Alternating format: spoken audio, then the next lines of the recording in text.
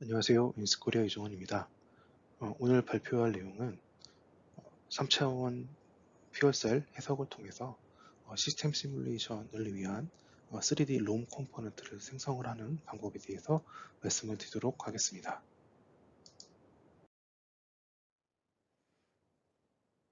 일반적인 제품의 설계 과정은 다음과 같은 V사이클의 형태로 진행이 되겠습니다. 이 중에서 3차원 해석의 경우에는 상세 설계 및 최적화에 관련된 내용이 되겠고요. 이렇게 3차원 해석의 결과를 시스템 해석의 컴포넌트로 올리기 위해서 필요한 것이 롬이 되겠습니다.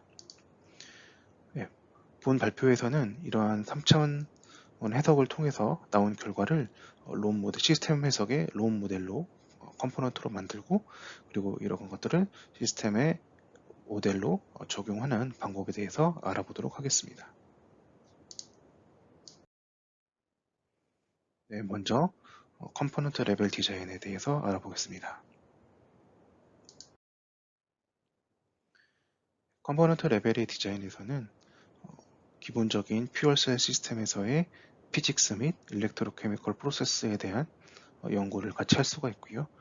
그리고 엔지니어링 레벨에서의 설계 또는 개발, 그리고 각종 시스템에 대한 이해를 목적으로 하겠습니다. 네, 이러한 3차원 CFD를 통해서 얻을 수 있는 설계의 목적에서는 여러 가지 바이폴러 플레이트에 대한 디자인이라든지, 아니면 퓨어셀 내부에서의 화학 중이나 전류 분포 또는 온도에 대한 분포, 그리고 내부의 워터 트랜스포트라든지 리퀴드 워터의 트랜스포트, 그리고 오스모틱 드래그나 백 디퓨전, 그 외에 여러 가지 운전 조건에 따른 영향들, 그리고 스택 디자인에 대한 것들을 목적으로 하겠습니다. 네, 그래서 이런 3차원 CFD를 통해 이런 퓨어셀 모델에 대해서는 보시는 것처럼 퓨어셀의 구조에 대한 모델링을 각각 수행을 하게 되고요. 필요한 트랜스포티케이션을 풀므로써 퓨어셀에 대한 성능 해석이라든지 여러 가지 분포에 대한 정보들을 얻어낼 수가 있습니다. 네, 다음은 이런 퓨어런트에 있는 퓨어셀 모듈을 통해서 해석을 하는 이 발리데이션 케이스에 대한 결과를 간단하게 소개해 드리도록 하겠습니다. 네, 보시는 것처럼 여러 가지 전류 조건에 따른 전압에 대한 결과를 여러 가지 운전 조건에 따라서 얻어낼 수가 있을 것이고요. 뿐만 아니라 이러한 해석의 조건에 따른 여러 가지 커런트 덴시티에 대한 분포 확인을 하실 수가 있습니다. 네, 그리고 이제 결과적으로는 이런 스택에 대한 시뮬레이션을 통해서 여러 가지 화학종들에 대한 분포라든지 상대 습도, 온도에 대한 분포들을 얻어내실 수가 있게 됩니다. 네, 다음은 시스템 시뮬레이션에서의 발리데이션과 베리피케이션 과정에 대해서 말씀드리겠습니다. 네, 일반적으로 이런 퓨어셀 유닛에 대해서는 이제 3차원 CFD를 수행을 하게 되고요. 이렇게 3차원 CFD의 결과를 퓨어셀 서브 시스템에서의 하나의 롬 컴포넌트로서 적용을 할 수가 있습니다. 그러면 다양한 운전 조건들에 따라서 즉각적인 퓨어셀 시스템의 반응을 롬으로 통해서 구현함으로써 퓨어셀 서브 시스템의 성능을 해석을 할 수가 있게 되겠고요. 이렇게 만들어진 퓨어셀 서브 시스템은 전체적인 퓨어셀 비클 자체의 성능 해석을 통한 성능 해석을 하는데 하나의 컴포넌트로서 다시 사용을 할 수가 있습니다. 네, 일반적으로 3차원 CFD의 결과로서 이제 롬을 익스트랙션 하는 데는 보시는 것처럼 옵티슬랭이라고 하는 도구를 이용해서 롬 컴포넌트를 구현을 하게 되겠고요. 여기서는 운전 조건에 따라서 약 30개의 디자인 포인트를 사용하였고요. 이때 디자인 포인트에서의 필요한 그 운전 조건은 라틴 하이퍼큐브 샘플링을 통해서 30개의 조건을 구해내게 됩니다. 그러면 이런 30개의 조건에 대해서 보시는 것처럼 리스폰스 서피스를 통한 롬을 구현하게 되고요.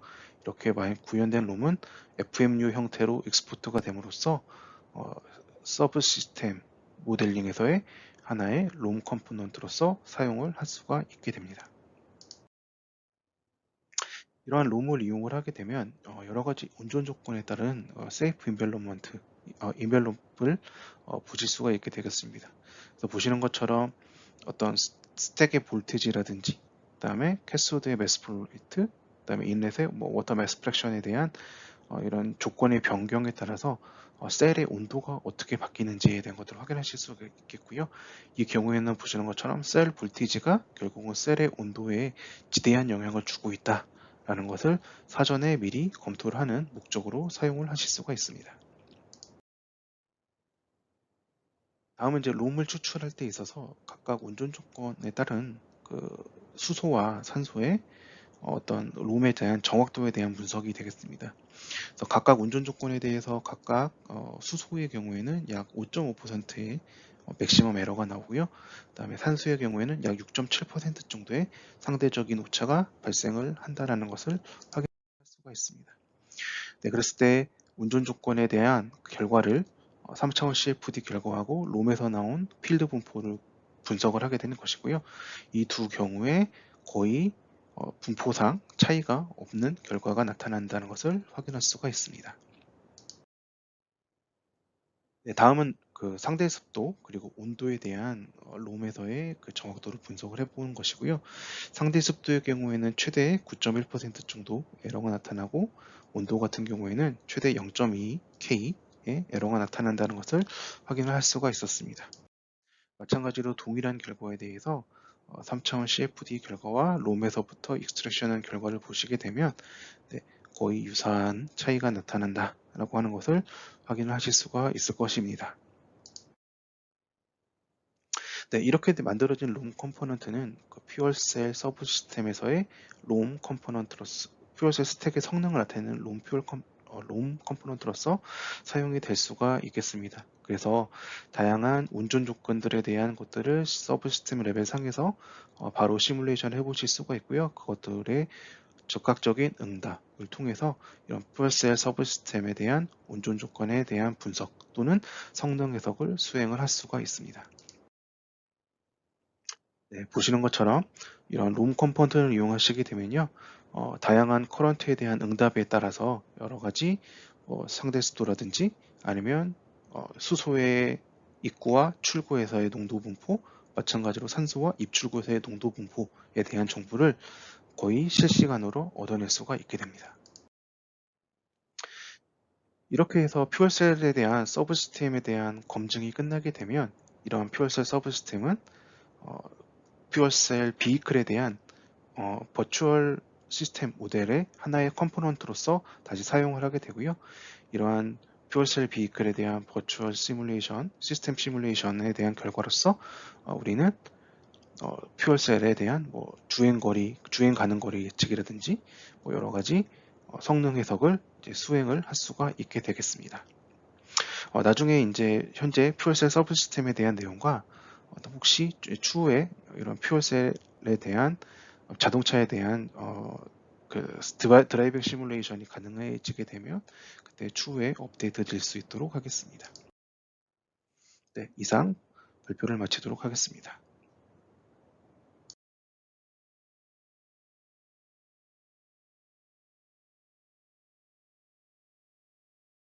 안녕하세요. NC스 코리아 박상규 상무입니다.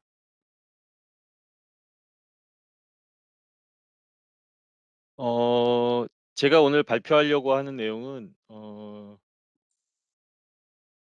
NC스 미케니컬 이용한 퓨얼셀 어셈블리에 관련된 해석이네요. 혹시 화면 잘 보이시나요? 사모님, 풀스크린으로 한번 전환해 주시겠어요? 예, 잠시만요. 예, 화면 보이시나요? 네, 이제 잘 보입니다. 예, 감사합니다. 예. 오늘 소개해드릴 내용은 NC스 미케니컬을 이용한 퓨얼셀 어셈블리에 관련된 해석인데요. 여러분들이 좀 전에 이정원 부장님이 설명해 주신 시스템 모델을 이용한 어떤 퓨얼셀 어떤 개념의 시뮬레이션을 이제 보셨는데 그걸 통해서 이제 설계가 다 완료가 된 다음에 어떤 오퍼레이팅 조건에 해당하는 부분에 대한 어떤 시스템 모델이 다 완성된 다음에 그걸 실제로 구축했을 때 조립을 했을 때 어떤 작동에 대한 성능이라든지 실제 조립되는 과정도 굉장히 중요하게 됩니다. 그래서 그러한 부분을 체크하기 위해서 어떤 NCS 미케니컬을 이용해서 구조 해석적으로 어떻게 접근할 수 있는지를 한번 설명을 드려보도록 하겠습니다.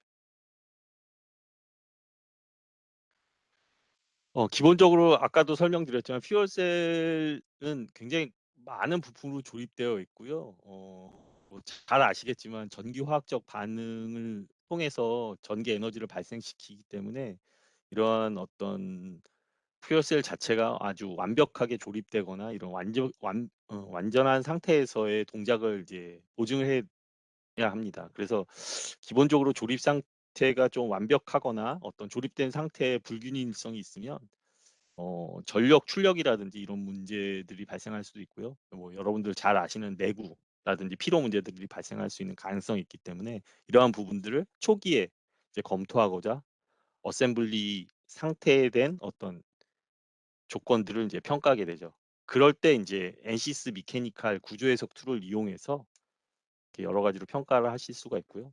또한 그런 것들을 통해서 이제 조립을 하게 되면 일반적으로 기계적 부품을 조립하게 되는 방법들을 여러 가지를 쓸 텐데 그때 많이 사용되는 볼트, 어떤 볼트의 위치가 어디가 위치하면 좋은지 뭐 이런 것들이라든지 지금 퓨어셀 같은 경우에는 여러 가지 이제 셀들로 구성이 되어 있는데 그 셀들이 서로 만나게 되면 이제 소위 말하는 컨택, 접촉이라는 현상이 발생하고 그 접촉이 발생했을 때의 여러 가지 어떤 상황들이 어떻게 전개되는지를 사전에 우리가 조립해 보지 않고 사전에 시뮬레이션을 통해서 검토해 볼 수 있는 큰 이제 부분이 있게 됩니다. 그래서 뒤에 이제 조금은 간단한 데모 모델을 통해서 여러분들 한번 어떻게 접근하는지를 한번 설명을 드리고자 합니다.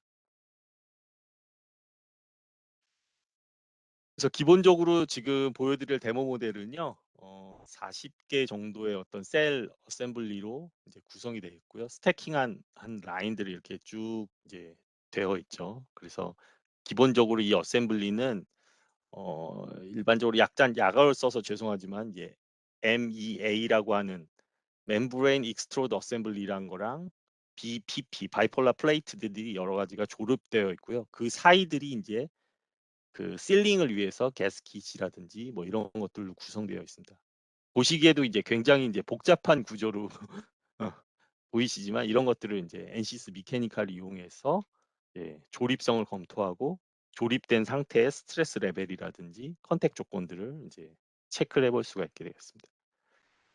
본 모델은 이제 데모용으로 좀 꾸몄기 때문에요. 여러 가지 이제 MEA 같은 경우에는 굉장히 이제 아까도 이정원 부장님이 설명을 해주셨지만 뭐 촉매라든지 여러 가지 멤브레인 구조들이 굉장히 복잡하게 이제 조립이 되어 있습니다.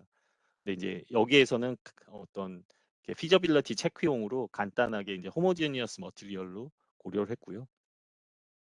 뭐 상황에 따라서 복잡성에 따라서 그것들을 이제 어떤 다른 물성들로 복잡한 물성 형태로도 치환해서도 해석이 가능한 것으로 이제 테스트해 보실 수도 있고요. 본 목적은 이제 해석 검증이라든지 어셈블리 했을 때 어떤 것들을 봐야 되는지를 주로 이제 평가하는 과정을 이제 테스트해 봤습니다. 기본적으로 이제 아까도 보여드렸지만 한 이제 여러 가지 굉장히 많은 어떤 반복되는 구조 상태가 나오는데 그거의 기본 단위가 이제 싱글 셀이라고 생각하시면 되겠습니다. 이 싱글 셀은 MEA 어셈블리랑 바이폴라 플레이트로 이제 조립이 되어 있고요.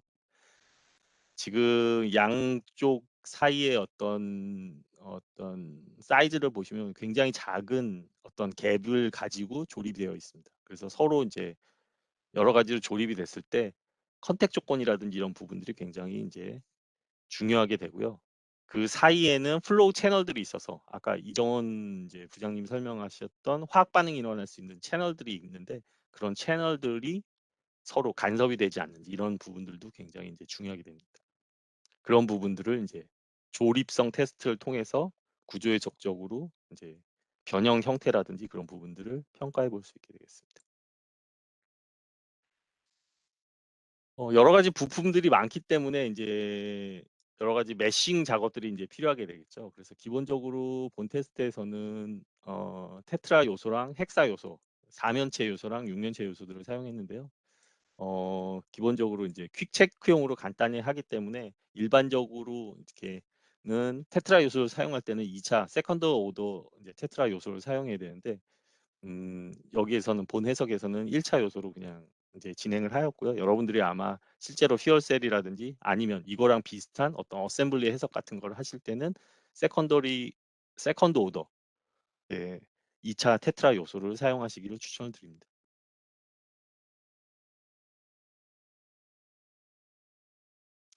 그리고 재질에 해당하는 부분들도 여러 가지 뭐 반영할 수 있겠지만 저희는 기본적으로 문헌 아래 이제 보이시는 이제 2018년도에 나온 이제 NCS를 이용한 퓨얼셀 어셈블리 했던 그 문헌을 참고로 이제 물성 재질을 이제 도입해 하였고요. 기본적으로 요 물성은 선형 모델로 이제 기본적으로 이제 가정하고 해석을 진행하였습니다. 네, 여러분들이 아마도 이제 실제로 하실 때는 여러 가지 비선형 이펙트들이 이제 발생할 수도 있기 때문에 그럴 때는 이제 비선형 모델을 적용하셔서 이제 해석을 해주시면 될 것 같습니다.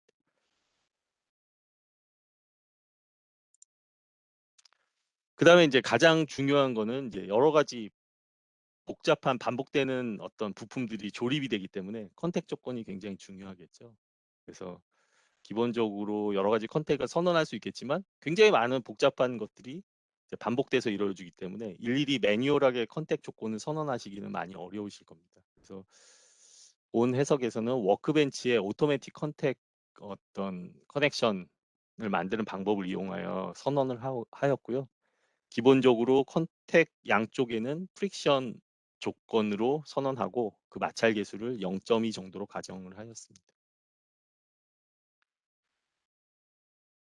특히 게스킷 부분을 좀 이렇게 주의하셔야 되는데요. 게스킷 같은 경우에는 실링을 위해서 이제 여러 가지 이제 게스킷들이 들어가는데 굉장히 이제 일반적으로 소프트한 재질들을 쓰기 때문에 그 국소적으로 이제 컨택이 변형되는 영역들이 발생할 수 있습니다. 그래서 요 게스킷 같은 걸 이제 선언하실 때는 NCS에서 컨택의 디텍션 메소드 방법을 노달 프로젝티드 노멀 프롬 컨택이라는 옵션을 사용하시면 되는데요. 이 옵션을 사용하시게 되면 어, 컨택의 양쪽 가장자리, 맨 사이드 라인 등의 어떤 응력의 변형률 분포라든지 이런 부분들이 약간 스무딩 되는 조건들이 스무딩 될 수 있도록 이제 계산을 도와주거든요. 그래서 이런 부분들이 이제 아까 설명드린 노달 프로젝티드 노멀 프롬 컨택 방법이 사용된다 그러면 약간 컨택 스트레스라든지 이런 부분들이 이상적으로 튀지 않고 약간 스무딩 돼서 나올 수 있는 방법들이 되기 때문에 요 게스킷을 사용하실 때는 요 옵션을 사용하시기를 추천을 드립니다.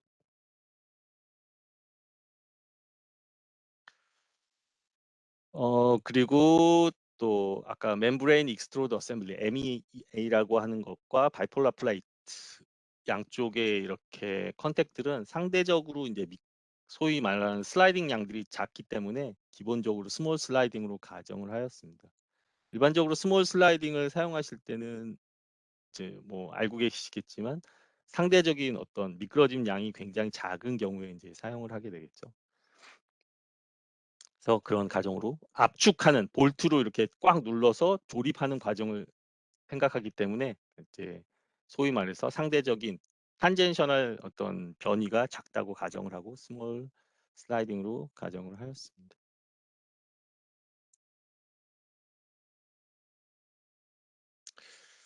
그래서 여러분들이 이제 어셈블리를 직접 하셔야 되는데요.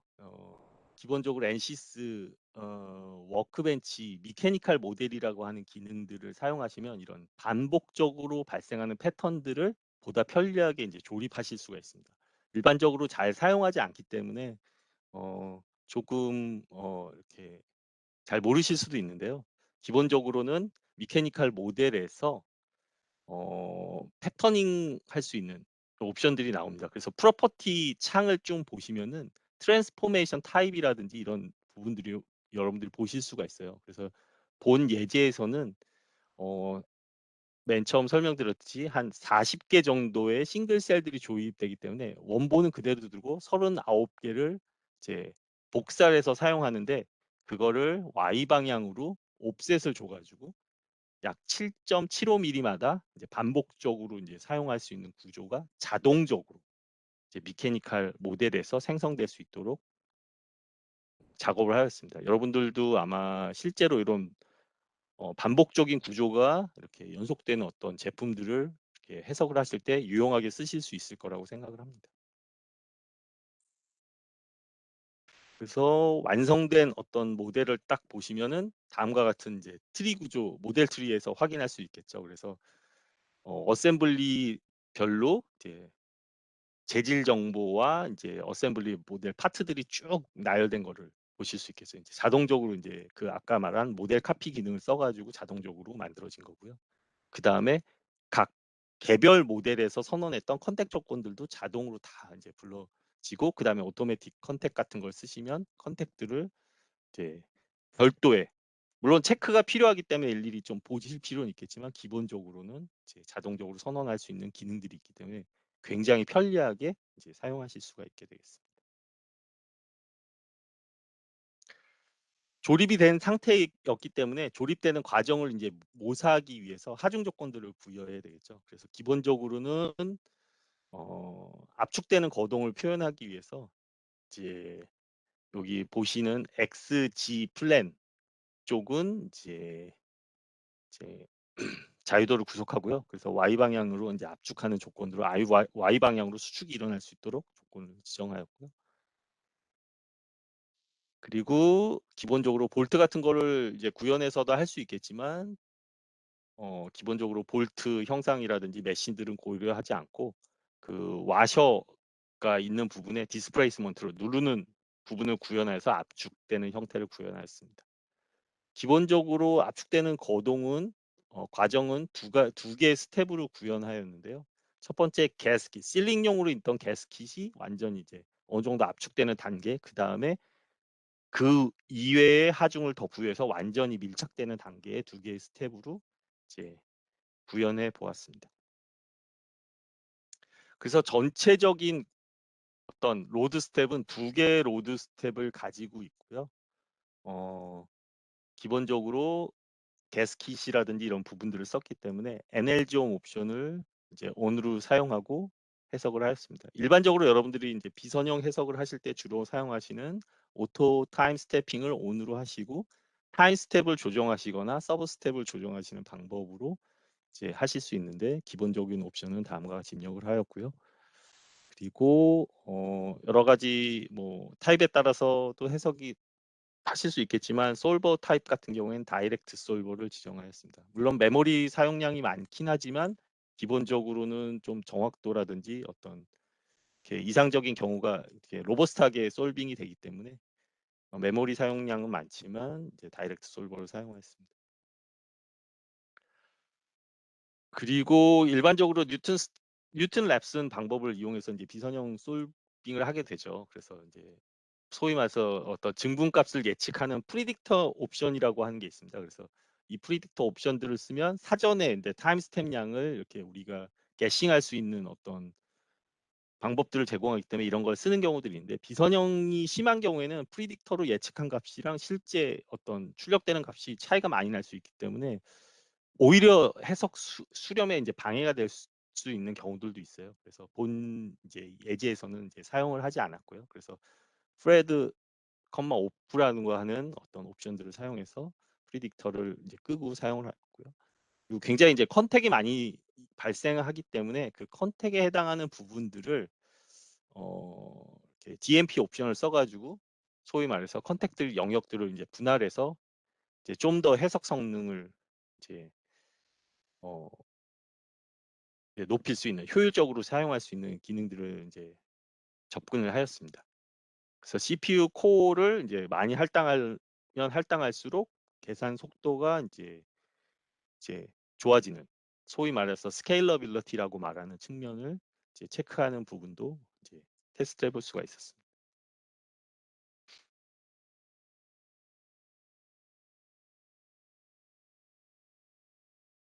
그래서 기본적으로 이제 해석 결과를 보시면 일반적으로 어떤 구조 해석하시면 많이 보게 되는 이제 force displacement 커브라고 얘기를 하거나 FD 커브라고 얘기하거나 아니면 load displacement 커브라고 하는 부분을 체크해 보시면 위로 누르는 부분량 반력들을 보시면 이제 변형하는 변이 대 이제 어떤 하중 그래프들을 보실 수가 있겠죠. 그래서 초기에 가스킷이 압축되는 부분까지는 이제 가스킷이 소프트하다가 아까 설명드렸으니까 걸리는 하중들은 작을 거고 그다음에 가스킷이 다 압축이 되고 나서 실제로 각각의 파트들이 이제 닿는 순간부터 이제 어떤 가스킷보다는 좀 스티프한 재질들이 이제 컨택이 일어나면서 하중이 굉장히 이제 많이 발생하고 있는 그런 과정들을 보시고 계십니다. 그다음에 전체적으로 이제 볼트로드 디스트리뷰션이라고 하는 부분인데요. 균일한 압축 한쪽 부분만 컨택 프레셔 소위 말해서 한쪽 부분만 꽉 잡히고 한쪽 부분이 헐렁하다 그러면 이제 실링성이라든지 이런 부분들이 좀 문제가 될 수 있겠죠. 그래서 균일한 압축 상태를 유지하기 위해서 이제 볼트 로드의 어떤 조건들을 생각해 보시면 이제 중간 부분 이제 볼트가 코너 부분보다는 더 이제 좀 세게 이제 잡아줘야 되겠죠. 그런 부분들이 있어야지 전체적으로 평행한 어떤 상태가 되니까 그런 것들을 고려해서 이제 볼트 하중이 분포가 돼야 되고요.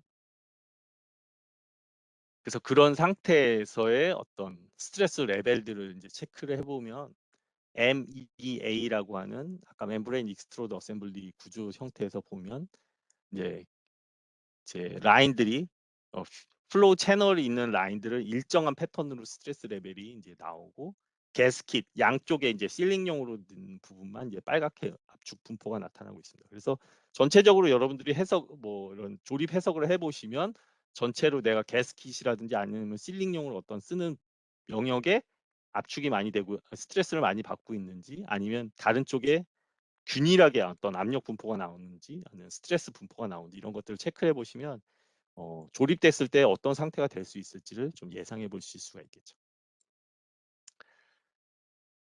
다음에는 맥시멈 프린서플 스트레스. 아까는 미세스 응력을 보셨고요. 맥시멈 프린서플 스트레스를 보고 멤브레인 어떤 어셈블리의 익스트로드 어셈블리 MEA의 가스킷 코너부에 압착이 이제 되는 것을 이제 관찰할 수 있겠죠. 가스킷 부분들이 이제 역할을 하고 있다는 것을 이제 체크해 볼 수 있는 그런 과정이 되겠습니다.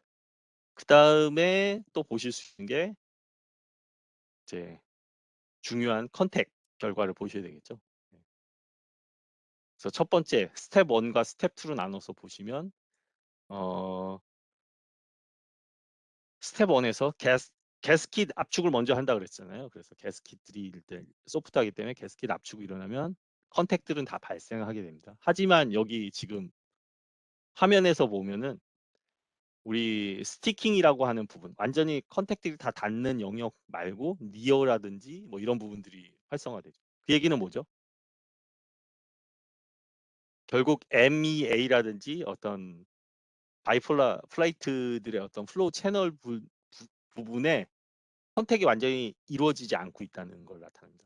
그렇다는 얘기는 더 압축이 필요하다는 얘기죠. 왜 그러냐면 우리가 이제 그쪽 플로우 채널들로 실링이라든지 어떤 문제가 발생하면 아까 이정훈 부장님이 설명하신 화학적 반응들이 그 계산된 대로 이제 원하는 대로 그 어떤 화학 반응들이 일어나지 않을 수 있는 가능성들이 있기 때문에 그런 것들을 더 압축해야 될 필요성이 이제 이것으로 이제 판단이 되는 거죠.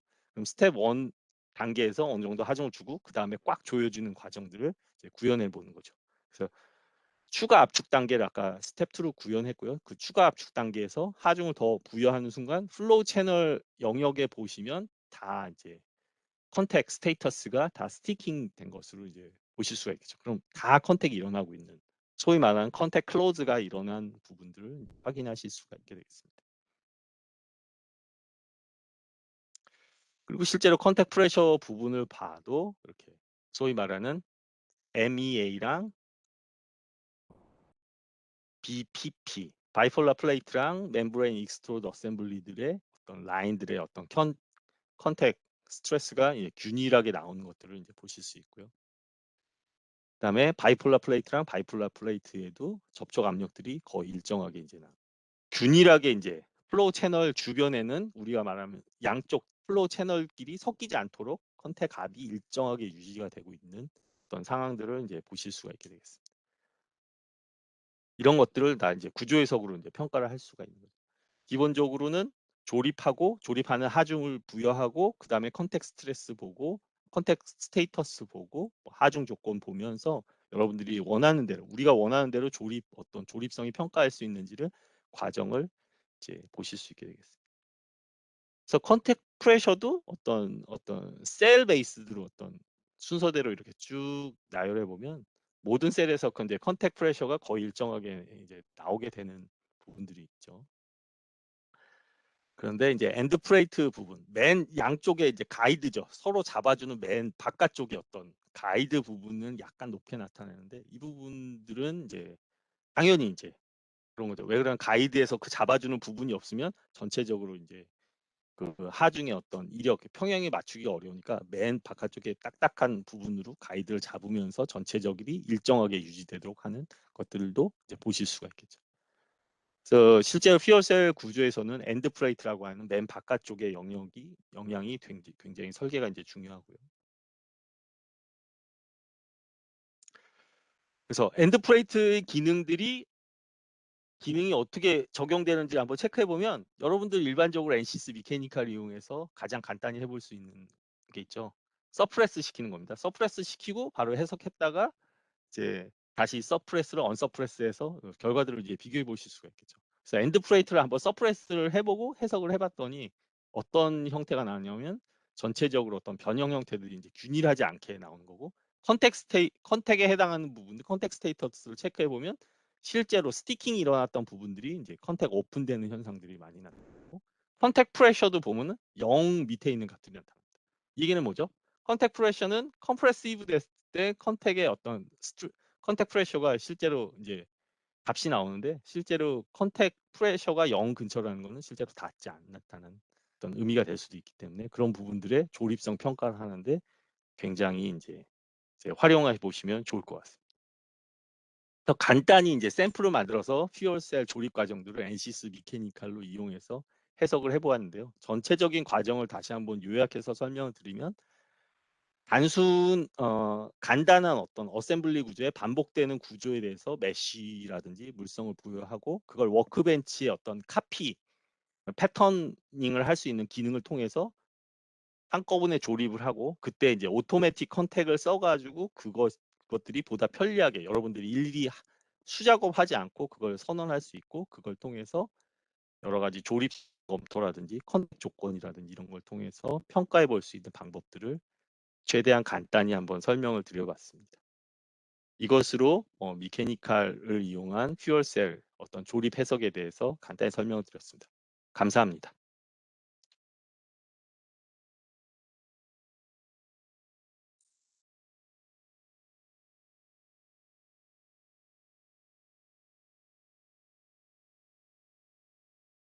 이정원 부장님, 아까 문중님께서 하나 질문 주셨는데 답변 주실 수 있을까요? 네, 그 퓨어셀 롬 에서 그 H2하고 O2 에러를 말씀을 하셨는데요. 그 정확하게 말씀드리면 저희가 이제 아까 30개의 디자인 포인트를 이용을 했다고 해서 롬을 학습했다고 말씀드렸죠. 그래서 사실은 그 30개의 디자인 포인트를 전부 다 롬으로 사용하지는 않습니다. 그 중에서 뭐 예를 들면 25개를 롬을 러닝하는 데 사용했다라고 하면 나머지 5개는 이제 검증용으로 사용하게 되고요. 그리고 나머지 포인트들 전부들 이제 이렇게 더 만들어진 롬하고의 결과의 차이를 이제 비교를 하게 되는 거죠. 네, 그렇게 했을 때, 이제 그 H2에서 이제 롬에서 이제 아웃풋으로 나왔던 거죠. 그러니까 출구에서의 H2나 O2의 농도가 될 겁니다. 이렇게 농도가 되었을 때 그 양을 이제 롬으로 만들어진 결과와 실제 3차원 해석 결과를 이제 비교를 했을 때의 에러의 차이다라고 보시면 될 것 같아요.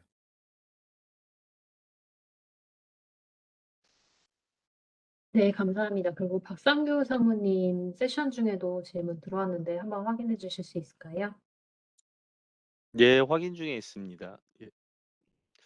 일단은 첫 번째 질문을 보면 싱글 셀 디자인을 할 때 MEA 어셈블리를 효율적으로 할 수 있는 방법에 대해서 문의드립니다라고 했는데 이것도 지금 보시면 조금 고민을 해 봐야 될 부분이 있죠. 싱글 셀 라인을 지금 몇 개의 조립 형태로 보느냐가 굉장히 중요하고요. 그래서 그런 것들도 아까도 말씀드렸지만 간단히 소위 말하는 벌크 물성으로 하나로 표현하는지 아니면 그거에 컴포짓한 굉장히 복잡하게 표현하는지에 따라서 전체적인 어셈블리 난이도가 있는데 제 생각에는 일단은 모든 구조 해석을 할 때 너무 많은 옵션들을 고려해서 복잡하게 접근을 하면 소위 말하는 수렴성이라든지 시간적인 어떤 문제들이 발생할 수 있기 때문에 저희들이 솔직히 말해서 뭐 학교에 있거나 연구기관에 있으면 그렇게 접근을 해도 되지만 대부분 회사에 계신 분들이 많을 거예요. 그렇다 보니까 일단 최대한 많이 심플리파이를 한 다음에 그것의 모델의 어떤 수렴 정도라든지 그걸 평가를 하고 조금씩 복잡성을 증가시키는 방향으로 접근하면 문제점이 생기는 부분들을 내가 테스트할 때마다 이제 파악할 수가 있는데 보통 컨택이라든지 어떤 비선형 해석을 할 때 어, 조금 이렇게 사용자분들이 어떤 실수하시는 부분들은 너무 많은 컨택 옵션들을 한꺼번에 주고 수렴을 진행하게 되면 소위 말해서 여러 가지를 한꺼번에 이제 옵션들이 적용되게 되잖아요. 그러면 소위 말해서 두 개가 상호작용을 일으킨다든지 이런 부분들이 있기 때문에 쉽게 원인을 파악하기가 쉽지 않습니다. 그래서 최대한 간단하게 모델링을 하시고 그 다음부터 조금씩 접근하시는 편이 좀 좋을 것 같고요. 원하시는 답이 되셨는지는 모르겠지만 또 뭐 상세하게 물어보신다면 그 추가 질문 메시지란에 남겨주시면 제가 개별적으로 이렇게 뭐 또 답변을 드릴 수 있을 것 같고요. 그다음에 다른 분이 질문하신 거 보면은 메싱 작업을 효율적으로 하려는 경우 유의해야 될 사항들에 대해서 질문드립니다. 일반적으로 메싱 작업을 할 때는 가장 중요한 거는 이제 어 첫 번째 고려해야 될 거는 내가 고려해야 될 메쉬 사이즈겠죠. 메쉬 사이즈에 따라서 디피처링하고 이런 부분들이 결정될 수 있기 때문에 그런 부분들이 굉장히 중요하고요. 그러니까 뭐 잘 아시겠지만 메쉬 사이즈가 많아지면 뭐 정확도도 높아지지만 결국 내가 가진 리소스, 타이밍이나 머신 파워 등을 얼마만큼 사용할 수 있는지가 가장 중요할 것 같아요. 물론 뭐 무한대로 많은 CPU 코어랑 그런 것들을 사용해서 스케일러빌리티를 이용해서 사용할 수 있다 그러면 뭐 좋겠죠. 하지만 여러분들이나 저도 마찬가지지만 일반적으로 해석 여러분들이 요청하시는 어떤 기술 지원 체크를 할 때는 i7 코어의 한 64기가 정도의 노트북으로 체크를 합니다. 저 같은 경우에는 그렇기 때문에 그런 것들의 상황에 맞춰서 이제 그런 것들을 해야 되거든요. 그래서 여러분들이 가진 어떤 부분이라든지 특히 디피처 사이즈 이런 것들을 보신다든지 아니면 내가 반드시 어떤 정확도를 위해서 헥사 요소를 부여한다든지 아니면 테트라 요소를 부여해도 될 건지 이런 거에 따라서도 많이 달라질 수 있기 때문에 뭐 조금 뭐 이렇게 디테일하게 답변을 드리지 못했지만 그런 것들을 좀 고려해 보시면 될 것 같아요. 내가 계산할 수 있는 컴퓨팅 파워, 그다음에 첫 번째 디피처할 수 있는 소위 말해서 내가 무시할 수 있는 형상의 사이즈, 그다음에 엘리먼트 크기, 그다음에 내가 부여하고 싶은 요소들 이런 것들을 좀 고려해서 체크를 하시면 좋을 것 같습니다. 그다음에 다른 질문이 40여 개의 많은 셀을 솔리드가 아닌 시트로 제작하여 스태킹하고 서브 모델링을 활용하여 하나의 유니셀 요소의 변이를 작용하는 것이 가능할까요? 어, 지금 생각하시는 거는 40여 개의 하나 셀들을 솔리드가 아닌 시트, 아니 벌크 물성이라든지 이런 걸로 하나로 고려해서 적용하신다고 생각을 하셨는데 서브 모델링이라고 하는 요소가 서브 모델링은 그거를 이제 작게 보는 거기 때문에 조금 다른 요소, 다른 관점으로 생각하신 것 같아요. 그래서 제가 질문을 잘 지금 이해를 못했는데 추가로 좀 문의를 다시 주시면 제가 다시 답변을 드리도록 하겠습니다. 지금 약간 기본적인 어떤 기본 모듈을 간단히 모델링을 하고 그걸 겹쳐서 중첩해서 해석을 하시고자 하는 것 같은데 그게 맞다면 조금 추가로 문의를 해주시면 제가 답변을 다시 드릴 수 있을 것 같습니다. 그 다음에 마지막 질문으로 리스판스 서피스 모델이 차원이 축소된 상태로 이해하면 될까요? 예, 약간 유사한 방법이라고 생각하실 수도 있어요. 그래서 리듀스드 오더 모델이라고 해서 보통 오더를 축차한다는 의미가 유사하게 생각하실 수 있고요. 리듀스드 오더 모델을 약간 거시적으로 보면 이렇게 리스판스 서피스 모델, 메타 모델, 뭐 어프록서메이션 모델이라고 하는 것도 리듀스드 오더 모델, ROM이라고 NCC에서 부르는 ROM을 구성하는 한 방법 중에 이제 한 가지라고 보실 수 있겠습니다. 일반적으로 리스폰스 서피스 모델들을 꾸미시게 되면 여러 가지 뭐 이렇게 그 폴리노미알 모델로도 꾸밀 수 있고 막 한데 아까 이제 이정원 부장님이 보여드린 것도 이렇게 수식 모델을 섞어서 하는 방법이랑 유사하거든요. 그래서 리스폰스 서피스 모델이 차원이 축소된 모델, 그러니까 리듀스 오더 모델이라고 볼 수 있는데 정확히 이제 보면은 약간 축차를 하는 방법에 따라서 달라질 수 있기 때문에 전체적으로 이제 부를 수는 있는데 약간 뭐라 그럴까요? 뭐 그 수학적인 축차 모델은 아니고 이제 전체적으로 NCC에서 통칭하는 모델로는 롬 모델이라고 부를 수 있습니다. 여기까지 답변 드리면 좋을 것 같습니다.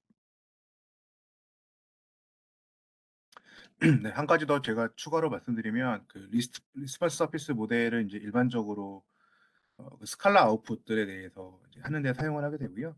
저희가 옵티슬링을 이용하면 필드 MOP라고 해서 일반적인 스칼라 아웃풋이 아닌 그 필드 데이터에 대한 스냅샷을 이용해서요. 그 필드 데이터도 마찬가지로 롱으로 구성하실 수가 있습니다. 그래서 리스폰스 서피스 플러스 필드 데이터가 포함된 형태의 롬이다라고 이해하시면 될 것 같습니다.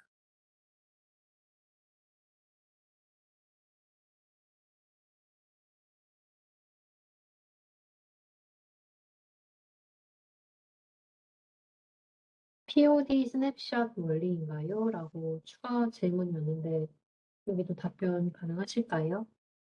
네, POD와 거의 비슷한 방식이라고 생각하시면 되고요.